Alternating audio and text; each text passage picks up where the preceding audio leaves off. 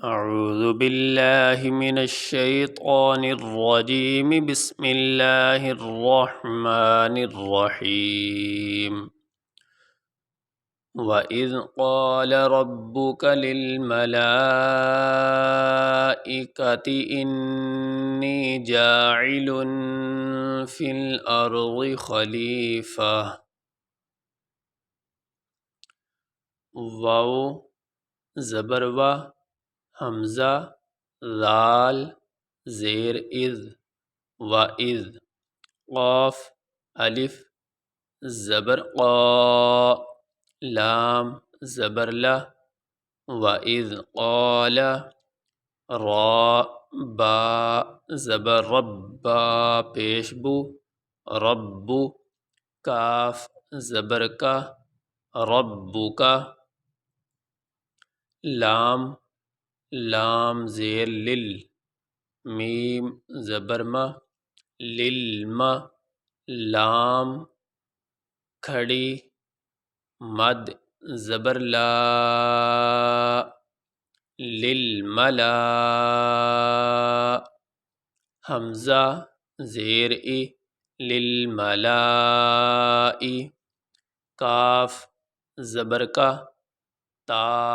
زیر تی للملائکتی حمزہ نون زیر ان نون یا زیر نی انی جیم الف زبر جا عین زیر عی جاعی لام دو پیش لن جاعلن فا لام زیر فل حمزہ را زبر ار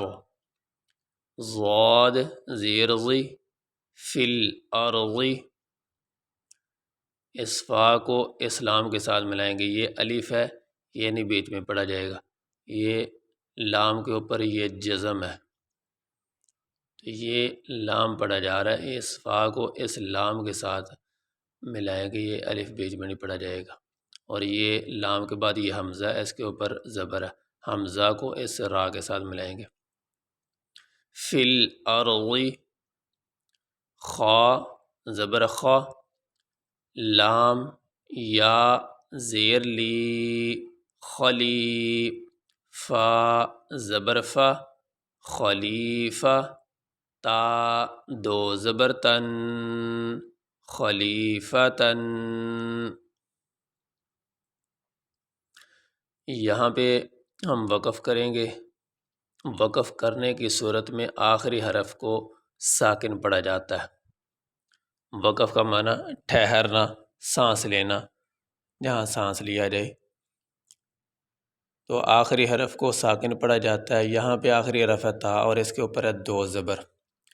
تو وقف کرنے کی صورت میں آخری حرف کو ساکن پڑھا جاتا ہے، تو یہاں پہ ہم تا کو ساکن پڑھیں گے، اس کے اوپر جو دو زبر ہیں وہ نہیں پڑھے جائیں گے۔ اور دوسری بات، یہ جو گول تا ہوتی ہے اس کو کہتے ہیں گول تا، اور ایک لمبی تا ہوتی ہے، جیسے یہ غیب السماواتی، ایک یہ تا الف با تا سا، یہ جو تا آتی، اور ایک آتی ہے ہا تا، یا اس کو کہتے ہیں گول تا۔ تو اس تا پہ جب وقف کیا جاتا ہے، سانس لیا جاتا ہے، تو اس تا کو وقف کی صورت میں ہا پڑھا جاتا ہے۔ ہم یہاں پہ وقف کریں گے تو اس کو تا نہیں پڑھیں گے، اس کو ہا پڑھیں گے۔ کیسے؟ خلیفہ فا، یہ آخر میں ہم جو حرف ساکن پڑھ رہے ہیں یہ ہا پڑھ رہے ہیں، خلیفہ۔ یا گول تا، اس پہ وقف کیا جائے تو وقف کی صورت میں اس کو ہا پڑھیں گے، اور اگر یہ والی تا ہو اس پہ وقف کیا جائے تو اس کو تا ہی پڑھیں گے، غیب السماوات، یہ ایسے پڑھا جائے گا۔ تو یہ ہمارا سبق یہیں تک ہوگا۔ وَإِذْ قَالَ رَبُّكَ لِلْمَلَائِكَةِ إِنِّي جَاعِلٌ فِي الْأَرْضِ خَلِيفَةً، یہ ہمارا سبق مکمل ہوا۔